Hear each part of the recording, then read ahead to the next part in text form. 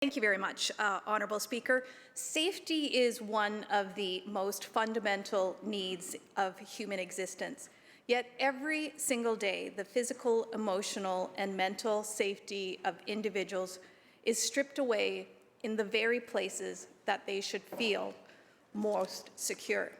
As our province marks Sexual Assault Awareness Month, it's critical that we stand up and not only call out the significant issue in our society, but that we work together every single day to bring an end to sexualized violence in our community. And Madam Speaker, if you may, I think it's also critically important that we correct misinformation that sometimes is here in the House. I would like to correct and clarify for this House some of the members' statements that she has made. In fact, in 2017, the BC Liberals committed more than $70 million per year in the prevention and intervention services and programs that benefited victims of domestic violence and other crimes. This included support to more than 160 community-based victim service programs and about 250 programs that provided counseling and outreach services to women fleeing violence in their relationship and children who witness abuse. Other examples are 94 Stopping the Violence counseling programs, 55 outreach services, 86 programs for children who witnessed abuse programs, and the list goes on, including 830 spaces at transition house services for support and 250 short-term shelter spaces to help women and children affected by violence. And this is critical, Madam Speaker, because 1 in 3 Canadian women will experience sexual violence during their lifetime. And in 2019, Statistics Canada found 1 in 10 female students were sexually assaulted in a post-secondary setting in that year. The statistics also revealed that the majority of students, 71%, at Canadian post-secondary spaces either witnessed or experienced sexual violence in 2019. Just let that sink in. 71% of students experienced or witnessed sexual violence in the period of only 1 year.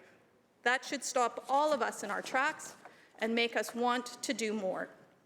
I was proud to be part of a government that passed the Sexual Violence and Misconduct Policy Act, which was critical in acknowledging the prevalence of sexual and gender-based violence in post-secondary spaces.